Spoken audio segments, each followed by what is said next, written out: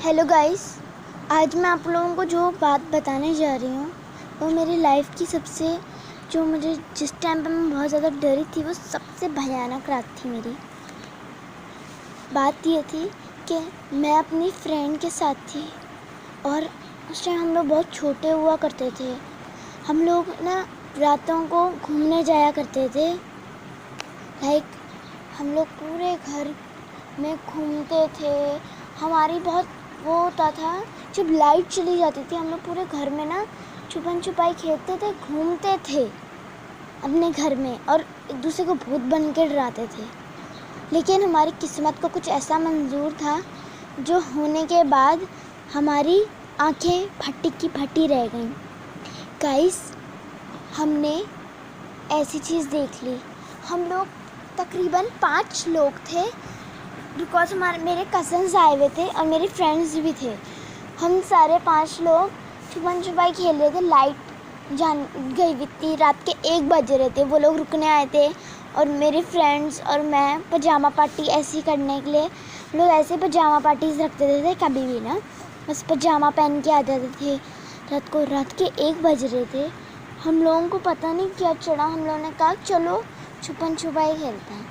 हमारे घर के एक ऊपर वाली साइड थी जहाँ पे हमें रात को जाने के लिए मना करते थे हमारे पेरेंट्स, और हम लोग उस रात को वहाँ चले गए। हमारे पेरेंट्स भी सो रहे थे। हम लोग वहाँ गए और वहाँ पे जाते हम दरअसल वहाँ पे हमारा जो स्टोर रूम था वहाँ पे एक बच्चा छुप गया और वहाँ पे कुछ कमरे भी थे जहाँ हम लोग जिसे यूज़ नहीं करते थे। उनमें से काफ़ी सारे लोग कमरों में छुपे, कोई पेटी के पीछे छुप गया, कोई नीचे जाके छुप गया। लेकिन हमने नीचे और ऊपर दोनों का था। और उस टाइम कुछ ऐसा हो गया, हमारा एक बंदा, हम लोग सारे पकड़े गए, सबको पकड़ लिया था। मेरी एक फ्रेंड थी, मैं भी पकड़ी गई थी। हमें पता था कि एक बंदा कहाँ छुपा है, और वो हमारी आदत थी कि जो बंदे पकड़े जाते थे ना गाइस, उन्हें हम लोग एक जगह पे बिठा दिया करते थे और फिर वो दूसरे बंदे को ढूंढता था। उस टाइम भी कुछ ऐसा ही हुआ, उसने हम सबको बिठा दिया। हमें पता था कि वो कहाँ है। वो जहाँ पे जिस सोफ़े पे उसने हमें बिठाया था वो उसी सोफ़े के नीचे छुपा हुआ था और उसे पता ही नहीं चला। और वो चला गया दूसरे कमरे में ढूंढने, और हम लोग हंस रहे थे पीछे कि ये तो हम उसे ढूंढ नहीं पाया। और उसके बाद वो ज़ोर से बोली, मैंने इसे ढूंढ लिया, बाहर आ जा। ऐसे बोला उसने, तू पकड़ा गया है, बाहर आ वरना मैंने तुझे छोड़ना नहीं है, ऐसा उसने कहा। और हम लोग शॉक थे कि इसने हमें कब पकड़ा। तो हम ये बाहर आ गया, इसने कहा चलो कोई बात नहीं, आउट हो जाएंगे, लेकिन इससे कौन दिख गया। हम लोग ऐसे कह के हम सारे भागते हुए गए हैं, और जो हमने अपनी आंखों से देखा वो जिसे कह रही थी उसने कहा मैं तो भाई यहाँ हूँ।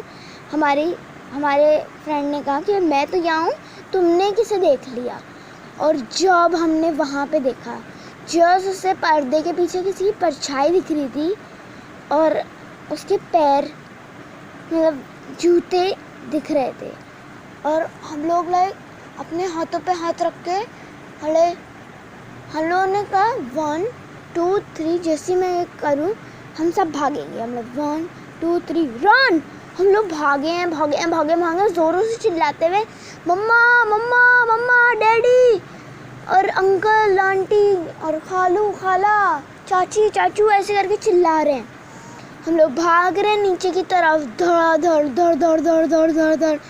और नीचे पहुंचने पे तो गाइस वहाँ पे हमारे मम्मा डैडी कहते कि क्या हुआ, तुम लोग ऐसे भाग क्यों रहे हो।